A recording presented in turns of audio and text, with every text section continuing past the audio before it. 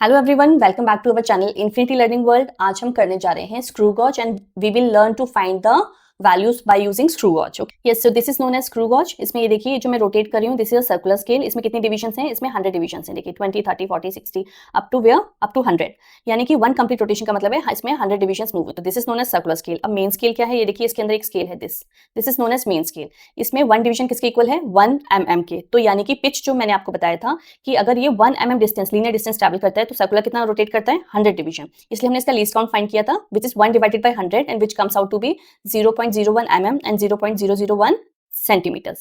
Now let's take a reading. So now let us find the thickness of this particular substance. Okay, तो यहाँ पे हमने reading देखी है। मेन स्केल में कितनी रीडिंग है? 5 आपको दिखाई दे रहा है। डिवीजन आप टोटल देखेंगे तो 5 के बाद एक और डिवीजन आ रही है 6। तो मेन स्केल रीडिंग कितनी हो गई हमारी? 6। अब सर्कुलर स्केल रीडिंग, यानी इससे जो कोइंसाइड कर रही है, वो कितनी वैल्यू आ रही है? That is your 75। ठीक है, तो हमारी मेन स्केल रीडिंग हो गई 6, सर्कुलर स्केल रीडिंग हो गई 75। अब 75 को मल्टीप्लाई करेंगे लीस्ट काउंट से 0.01 mm से, और उसके बाद उसको ऐड कर देंगे किसमें? मेन स्केल रीडिंग में। इस तरीके से हम वैल्यूज फाइंड करते हैं। Yes, so now I will explain the theory part of screw gauge. What is the principle of screw gauge? It works on the principle of screw. Screw means one rotation. It works on the principle of screw. Pitch. What is pitch? This is an important definition. Read it carefully once. It is defined as the linear distance through which the screw moves forward or backward when one complete rotation is given to the screw.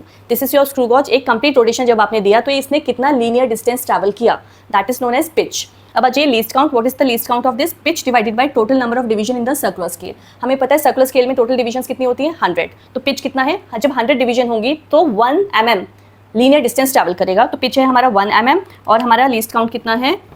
Sorry, हमारा total number of division कितना है? 100। तो जब divide करेंगे क्या मिलेगा हमें? 0.01 mm और सेंटीमीटर्स में कन्वर्ट करेंगे तो 0.001 सेंटीमीटर्स।